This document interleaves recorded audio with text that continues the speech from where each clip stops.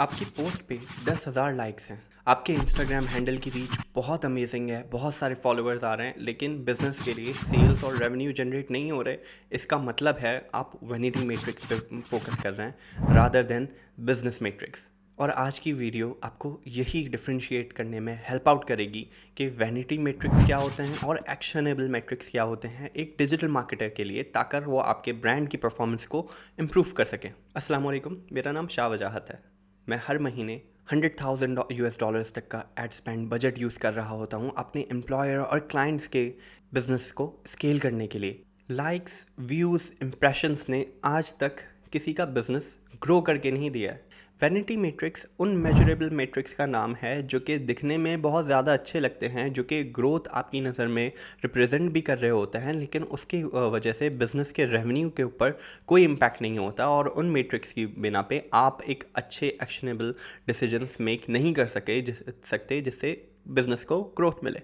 So mainly vanity matrix दिखने में बहुत अच्छे लगते हैं, लेकिन उनका मतलब कुछ नहीं होता। वो आपको डिसीजन मेकिंग के अंदर बिल्कुल भी हेल्प आउट नहीं करने वाले। वैनिटी मैट्रिक्स की कुछ example likes, followers, share, impression, reach और इवन क्लिक्स तक हो सकते हैं। हबस्पॉट ने एक स्टडी कंडक्ट की जिसमें उसने बताया कि ब्रांड्स 300% तक अपनी रीच को स्केल कर सकते हैं, ऑनलाइन अपनी ग्रोथ को स्केल कर सकते हैं, लेकिन उस 300% ग्रोथ का एक्चुअल रेवेन्यू के ऊपर या फिर एक्चुअल बिजनेस इम्पैक्ट के ऊपर कुछ असर नहीं हो सकता। Now how is it possible कि एक ब्रांड जो है वो 300% तक इंक्रीज कर रहा है अपने इंप्रेशंस को या फॉलोअर्स को, लेकिन उसकी सेल्स नहीं आ रही? ऐसा पॉसिबल है एक रीज़न की वजह से, which is intent.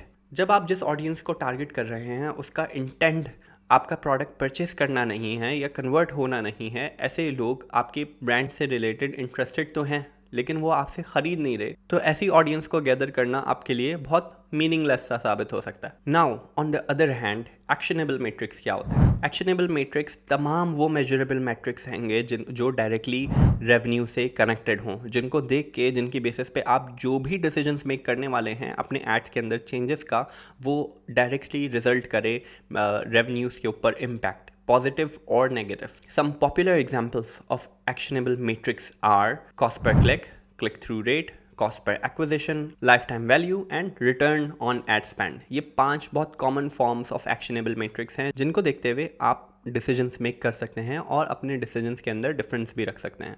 For example, let's take 2 campaigns. Campaign A जिसका CPM काफ़ी लो है, लेट्स से $20 है, हर 1,000 लोगों को दिखाने में ऐड आपके $20 तक स्पेंड होते हैं।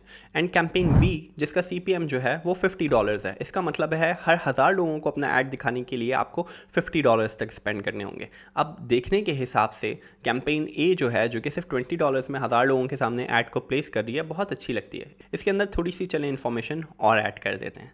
कैंपेन ए जो है उसका क्लिक थ्रू रेशियो जो है वो 3% है और उससे आपको ऑलरेडी 5,000 लाइक्स आ चुके हैं। कैंपेन बी जो है उसका क्लिक थ्रू रेट जो है वो भी सेम 3% पे है, लेकिन उससे आपको जो लाइक्स हैं इतने नहीं आए। तो क्या ऐसी सूरत में आप कैंपेन ए को रन करके कैंपेन बी को बंद कर देने वाले हैं? Now hold on for a second. अभी आपने जस्ट जो किया वो यही बेवकूफ़ी है।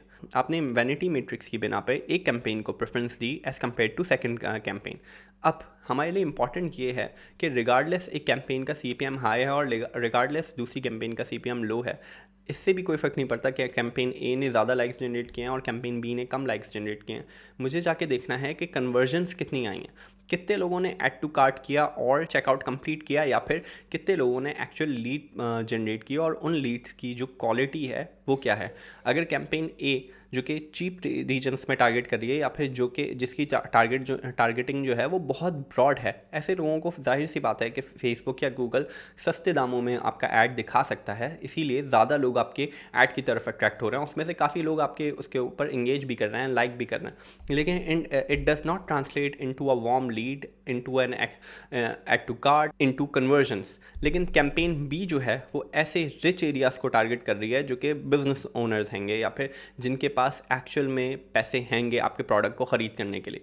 ऐसे लोग चेकआउट भी कर रहे हैं और आपके प्रोडक्ट को परचेज भी कर रहे हैं। तो आपने फनल के एंड में जाके देखना है कि कैंपेन ए से आपको ज़्यादा कन्वर्जन आ रही हैं या कैंपेन बी से आपको ज़्यादा कन्वर्जन आ रही है, और जो कन्वर्जन आ रही हैं उनके ऊपर आपकी एवरेज कॉस्ट क्या लग रही है, यानी क्या कॉस्ट पर कस्टमर या फिर कॉस्ट पर एक्विजिशन आपकी एग्जैक्टली क्या लग रही है। On the basis of cost per acquisition जब आप कंपेयर करेंगे, हो सकता है कैंपेन ए में वॉल्यूम तो बहुत जनरेट हो रहा है ऑडियंस का, लेकिन उसमें से सेल्स जस्ट आई हैं 5, और कैंपेन बी में जिसका सीपीएम भी हायर है, जिसकी ऑडियंस भी कम है, लेकिन उसमें से सेल्स आनी है 10, क्योंकि वो बहुत ज़्यादा लेज़र टारगेटेड हैं, वो बहुत ज़्यादा अमीर ऑडियंस हैगी। इसमें से कन्वर्जन्स आपकी ज़्यादा आ रही हैं, वो आपके प्रोडक्ट को ज़्यादा ख़रीद रहे हैं, तो उसकी कन्वर्जन्स डबल आ रही हैं। ऐसी सूरत हाल में हम कॉस्ट पर एक्विजिशन की बेसिस पे डिसीजन मेक करना है। अच्छा, कैंपेन बी जो है वो ज़्यादा प्रॉफिटेबल है कैंपेन ए से on the basis of these conversion related factors. ये हैं एक्शनेबल मैट्रिक्स। इस सूरत में आपने एज अ परफॉर्मेंस मार्केटर सोचा है कि आपके बिजनेस के लिए कौन सी कैंपेन ज़्यादा इंपॉर्टेंट है। यही डिफरेंस है vanity matrix versus actionable matrix का। वैनिटी मैट्रिक्स देखने में बहुत अच्छे लग सकते हैं, लेकिन उनका कन्वर्जन से कोई ताल्लुक नहीं है। एक्शनेबल मैट्रिक्स बहुत महंगे लग सकते हैं, आपका उसके डिसीजन मेकिंग से डायरेक्ट रिलेशन होता है। उम्मीद है आपको इस वीडियो से कुछ अच्छा सीखने को ज़रूर मिला होगा। अगर आप ये वीडियो यहाँ तक देख रहे हैं और डिजिटल मार्केटिंग रिलेटेड वीडियोज़ में इंटरेस्टेड हैं तो do subscribe to this channel. अपना बहुत ख्याल रखिए। खुदा हाफिज़।